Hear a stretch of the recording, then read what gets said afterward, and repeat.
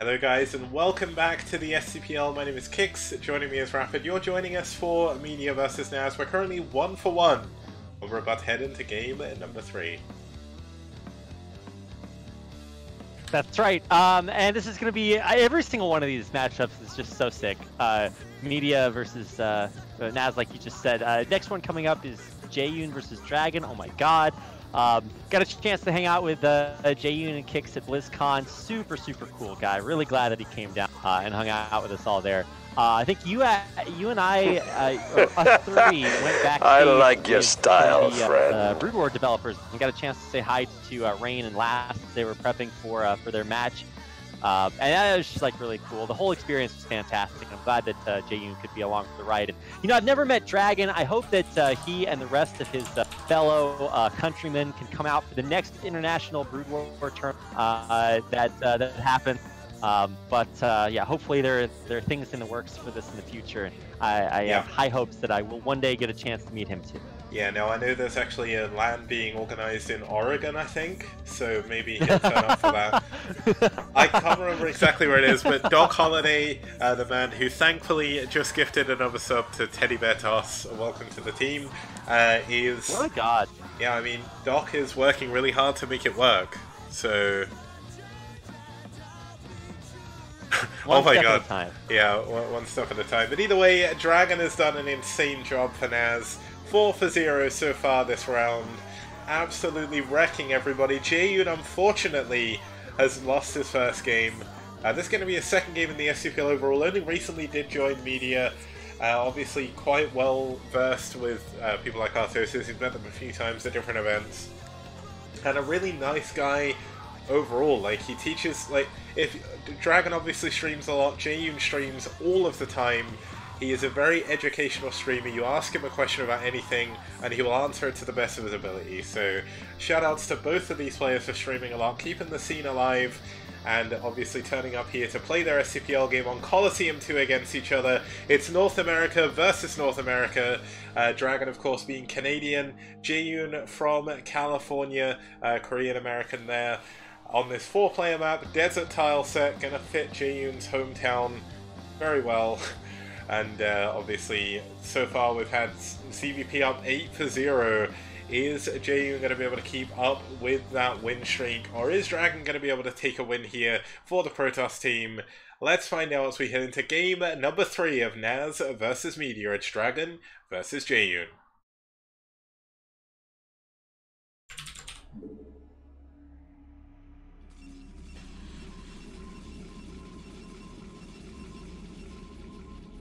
Okay, starting us off here in the top left-hand position, we do have the white Protoss. Yeah, the white Protoss fighting for NaS. It's going to be DragOn. And his opponent in the bottom left-hand corner is... I keep wanting to say that he belongs to the team BSL5. Yeah. I guess maybe everybody is on Zero's team. But yeah, this is jaeyun playing for Media.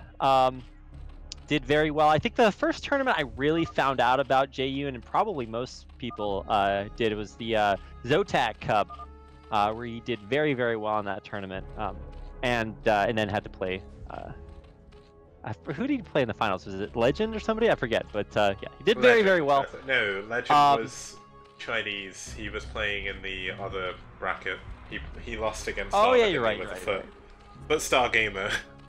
Yeah, anyway, all I'm trying to say is jaeyun's a beast and very technical, really deep understanding. So it's exciting to see him out here playing. Not scouting the correct, or he's scouting the correct direction technically, but it's not the actually correct direction here against DragOn. So DragOn is also not scouting correctly, so there won't be too big of a mismatch there. But it does mean that we're not going to be seeing any super early cheeses like what we just got to witness from Future. Yeah, I mean, we're going to have a wall coming up here by DragOn. Very important to do that. Wouldn't surprise me to see him take down this sunken colony. If you've never seen Colosseum 2 before, one of the defining map features is the neutral creep outside of the naturals caused by this neutral sunken colony. This is big enough to build a sunken, and in one of the highlight videos that you're going to be seeing a little bit later during one of the breaks, you'll see that it's very abusable provide Zerg to build there, so hopefully DragOn will take the initiative and kill that pretty quickly. jaeyun is a very standard player, though I don't think we're realistically going to see too much crazy stuff coming from him. jaeyun definitely enjoys playing standard, I think, more than anybody else, so kind of cool to see how he's going to do here. Now DragOn, a king of ZVP as well as a king of PvZ, so certainly the man for the job. And you can see that jaeyun, seeing the forge, just pulls his drone back immediately. He's seen everything he needs to see. Yeah, I mean, there's really not too much else that you need to know at this particular point in time, as long as you understand that your opponent isn't doing anything super crazy. I feel like this really plays into jaeyun's hands. You know, he's not, like you said, going to be super aggressive, but he's doing a great build for this, right? When you see your opponent is taking a Nexus. Actually, I think one of the things that Effort did against 111 that Flash was doing against him is he just 3-hatched before a pool, and I was like, damn, can you really punish these high-tech or high-econ builds that way? And I guess if you're one of the best players in the world, you can, but I always want to see people do this against, you know, 14cc, 12 next, like a lot of these builds is just say, hey, why do I need a spawning pool if you're only building workers? And it is going to be a fast third base on location at the 6 o'clock. Yeah, but DragOn is going to scout for this. He's a very good player, knows exactly what to look out for. And that's going to make him feel a little bit safer. He's not going to have to build that second cannon. Going to go straight into his Nexus, straight into likely his extra gateways. And it's going to be a case of what tech he goes for next. DragOn, a big advocate of going Stargate, so likely going to see Stargate here. But as TT1 has proven to us countless times, and even some of the games yesterday in BSL, going Sairless in PvZ is not exactly completely terrible against foreign players, obviously not Korean players.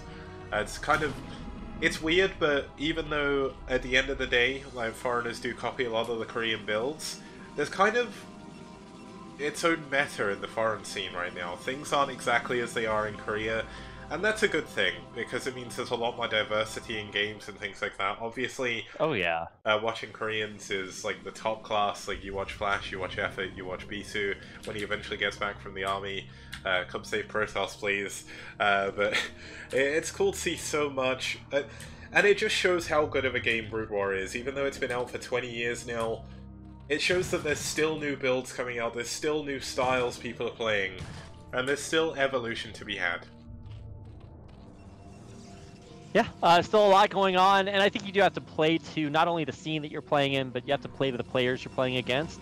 And a lot of these guys play each other quite consistently, so you have to understand that there's always these, the potential that things are going to look different than what you see on TV or Twitch or Africa or whatever you're watching your Brood War on. But yeah, the first few lings are coming out across the map, and these are not like, I want to kill you Zerglings, but just trying to keep him honest, make sure that there's at least a cannon up, or you know, Zealots blocking the front. And there are, so this is going to give jaeyun a nice amount of soft map control.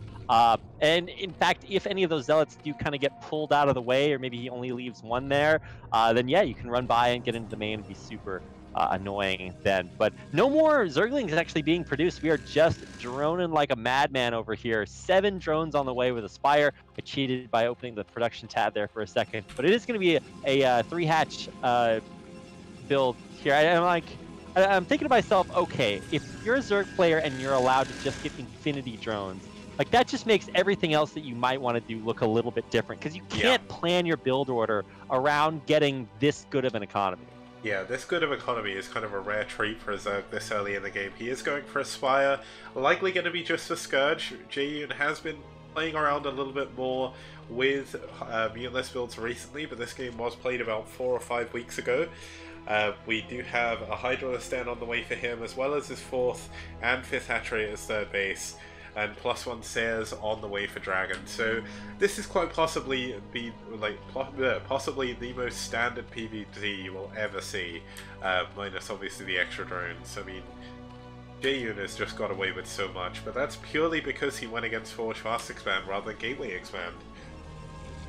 You know, so one of the big problems out here in Korea, especially after the rise of Zergs like Effort and Sulky, oh yeah. Oh man, if you Scourge the first maybe 1 or 2 Corsairs, then all of a sudden you can think about starting to like pump a ton of mutas out and like really surprise them. And obviously that's not what's going to happen here, but it is still going to really limit the amount of scouting information that DragOn has out on the map. what was I saying? Yeah, so the big problem that a lot of Protoss players in PvZ in Korea have been having lately is how do you get your third base up? Because it seems like Zergs are getting really, really good at just timing their timings to hit right when the Protoss really needs to have that happen. Yeah. So now that jaeyun has just such an insane economy, he is going to have infinity Hydras out. They're going to be very well upgraded, and ooh, it's going to be scary for DragOn if he even wants to think about getting a third. Yeah, no, DragOn's almost finished with +1. He doesn't realistically have that many Zealots, just 7 at the moment. Still adding on more and more stairs. Does need to try and make sure he doesn't die to a muteless switch. And he is getting Zealot legs as well, so we're likely going to see the Templar archives coming in shortly behind this. Yeah, I mean, obviously you want to go into, or you want to have this like explosion of Zealots out across the map when they do have, you know, +1 in speed, because this can kind of make the Zerg think twice about continuing to soft contain you.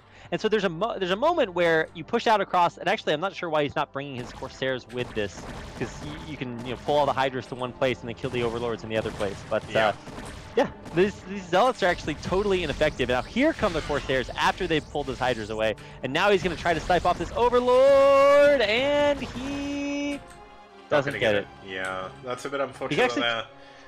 DragOn needs to add on more cannons. He's adding them now, but these Hydras are going to have high ground over the cannons right now. This is going to be a very, very big deal. Can jaeyun actually just bust down the front here? There's a lot of units from jaeyun. Those drones are really kicking in. But there's actually some idle drones back here, which is kind of weird. Well, I mean, he only does have one Overlord with this Hydra Force, so I'm curious as to why there aren't any... There is one. Additional... DT. Wait, there's... Oh, I thought you were talking about DTs, sorry. Yeah, so he does have one DT, but why is there only one Overlord? That's what's confusing to me. It's like you got to get double coverage or something, because those Corsairs are in... They're pretty high. That's like 6 Corsairs. Yeah, the Corsair counters continue to go up. We actually have a 4th base coming up from jaeyun. There's no Observer over here, no Overlord even. And DragOn is actually sending a DT down here, so this could be a dead hatchery. The Corsairs going into the main, taking a little bit of that attention away from jaeyun. One thing that a lot of people don't realize about RTS games in general is it's not so much a game of reactions, like when you look at FPS games where it's like, okay, I got a better position, I got a better headshot or whatever. It's actually just like trying to limit the amount of actions your opponent can use on the things they actually need to use them on. I mean, some of the Corsairs actually went down some really well-positioned Hydralisks, but this DT is going to have free reign over this 4th hatchery, and there's still no Overlord on the way over there, so... Oh my god. Yeah, this DT is going to be able to cancel the 4th. There's nothing that can get there in time to stop it. I mean, these are speed Hydras, but they're not... are they that fast? Are they, though? There is speed Overlords, so... Maybe yeah, if this Overlord gets over here. I mean, this DT realistically isn't doing that much damage. There's only one DT here, so... Oh my god, the Corsair coming in as well! Can they get it in time? They're going to be able to just barely miss killing that one Overlord. Okay, so they died for the one Overlord kill. They can die for the second Overlord kill, but, oh my god, if he loses his Corsairs here, that's actually still really bad. He's down to only 3, and if he doesn't want to remake anymore, yeah, he's not remaking any, so... this is going to be a good defense on the hatchery from jaeyun. The Hydralisks are leaving. There are a few left, but if that DT can get into this mineral line, that's going to be a lot of dead drones when they transfer over. And I mean, there is more and more Corsair kills going down on top of the Overlords. The Corsairs need to move, though. He's been spending his time incrementally building more and more Corsairs, and if he loses them, that's a big problem. That's going to be a lot of lost gas, and there they go. They're all down. And DragOn, I mean, he is going to be able to secure a 3rd base now, but that's all his air superiority gone. Yeah, and now it's time for Hello Darkness, my old friend. No scouting information out of the map from our Protoss player right as he's trying to get this 3rd base up. And that's the scariest time for a Protoss. It's like just everything can kill you right now. To his credit, he does have at least 4 to 5 storms on these High Templars, so he will be able to just storm the crap out of jaeyun's army. But I mean, there's lots of lurkers, there's infinity Hydras coming up through here, so we'll see how good this defense is going to go. Okay, he's got a bunch of units here on the ramp. Can he stop the Hydras from getting into a good position? Oh no, he's going to lose these High Templar. Oh, he had a storm there that he didn't use as well. I mean, there's 4 High Templar here at the top of the arm. That's a huge storm on top of those Hydras. Oh my god, yeah, so he does have 3 or 4 more storms here, so he's gonna be okay, but the lurkers are gonna, oh my god, these storms are insane! So yeah, DragOn is basically having the best defense of his life right here, but there's a lot more Hydras out there waiting to come up, so this is still not guaranteed. He needs to pull back to these cannons. Yeah, the trouble is the lurkers are actually cutting off the gateways from getting up to this third base location. There is an observer, but it gets there quite late. And I mean, more and more Hydralisks coming over. The 4th base is still uncontested. There is a Dark Templar back here, but not able to do too much. Going straight for the gas there. And looks like he wants to take a 5th base as well. So, I mean, jaeyun is in an incredible position right now, but he did lose a lot of units. Yeah. This thing to watch out for at this point is going to be whether or not jaeyun decides to go further aggressive, and this is not something DragOn's going to know about, right? Because he has basically no scouting information aside from that one stealthy DT. Or if he just pulls back and plays Sora on Zerg and takes every map or every base on the map.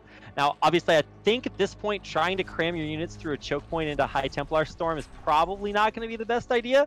So I want to see jaeyun actually tech up, like get Hive tech, and he is getting high right now. Take a bunch more bases and really get like some crazy upgrades or stuff like that. I mean, you can. When you run ultras into High Templar Storm, it's just like, well, you know, that's not really the most effective way to deal with that. Or if you have like Guardians that start to, you know, chip away at this base. And this is actually a pretty good location for Guardians, because you've got your own base and it's high ground, and it's just a hop, skip, and a jump to that 3 o'clock or 9 o'clock location. It is. Now, one thing I just pointed out there on stream is that vision of jaeyun is absolutely insane. DragOn is still living in the dark. He doesn't have that many units. Looks like this DT moved in, killed 3 drones and pulled back without dying, so that's a big benefit for him. But how is DragOn going to take this 4th base? How is he even going to secure this? His army realistically isn't that mobile. He's going to be relying a lot on these storms.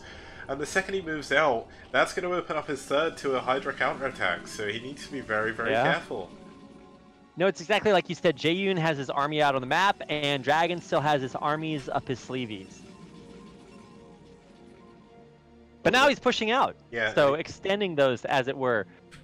This is actually a good position to push to as well. You've obviously got the chokes either side of you. It also blocks the enemy army from going across the top, but jaeyun taking a 5th base, actually spreading the creep really weirdly from that neutral creep. That's kind of odd, I've not seen that before. But it looks like we are going to have that 5th base coming up. 4th base fully saturated now.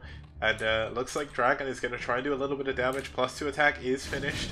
He's going to be up against 2 attack from the Zerg as well. But DragOn obviously with the higher tech army, with the extra damage, can he make something happen? But Consume isn't done researching yet, and so these Defilers, when they pop out, are going to be totally useless. He has to hang on with Lurkers, and he does have a good high ground location or position to do that from. But how many storms are here? This is just going to be infinity storms. Oh yeah, like how do you deal with this?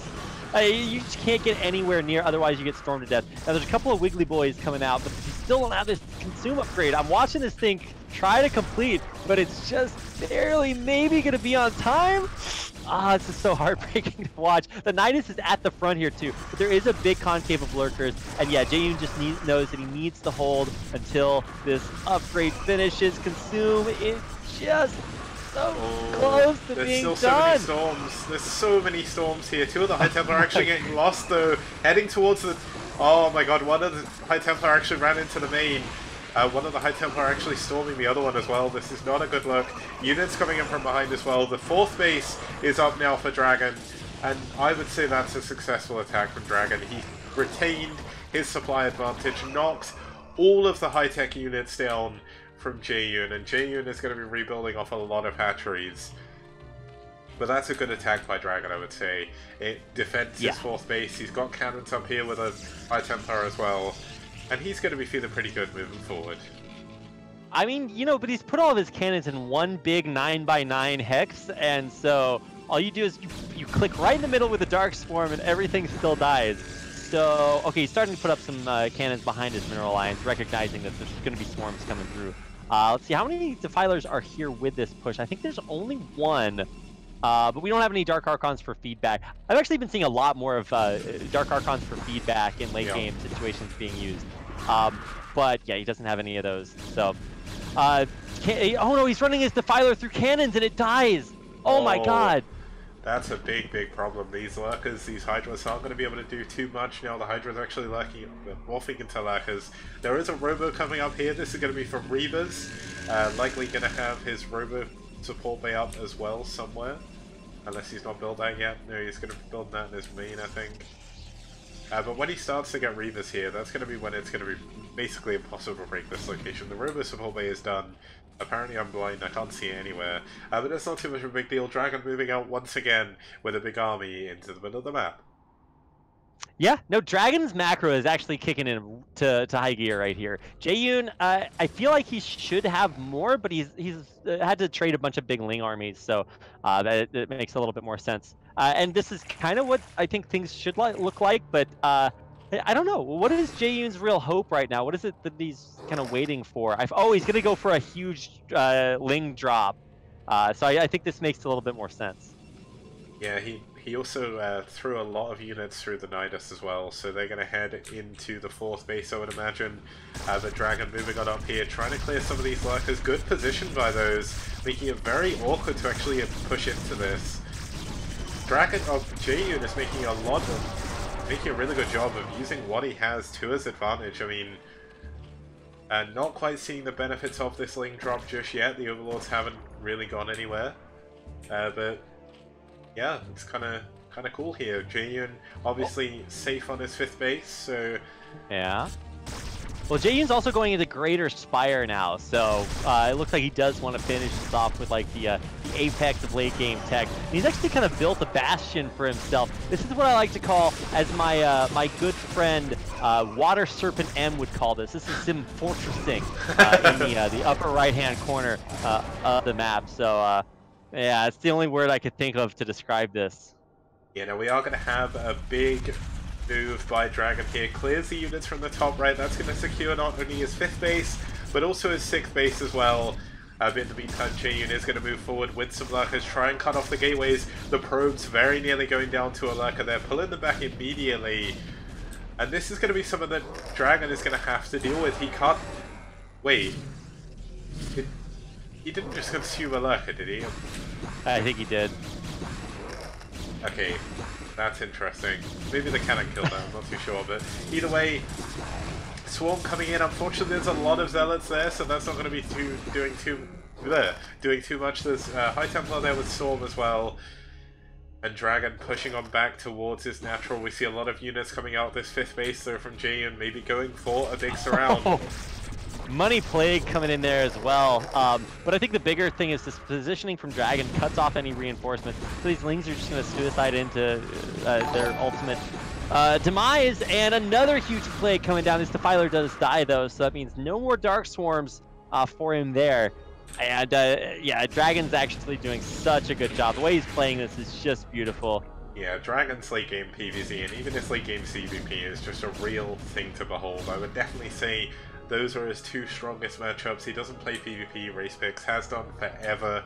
And I mean, this is the kind of, I guess the example of why race picking can be so strong, because when you're playing CVP as well, you get a huge amount of knowledge about PvZ, and he's using that to the full here. He's right where the Zerg needs to be every step of the way. And I mean, jaeyun has still got a very strong economy. He's going to be heading into an extra base behind this, and he's going into a muteless switch as well. Can he make this work? There's not that many cannons in the middle line at the 4th.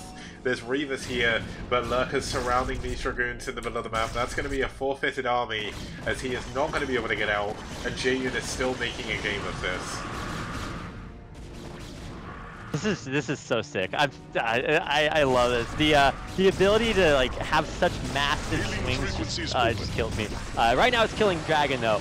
So eventually he's gonna lose everything here in the middle of the map, which includes all these storms, and you know, the Archon eventually will be going down. Okay, I guess the Archon's chasing this drone. I get the drone.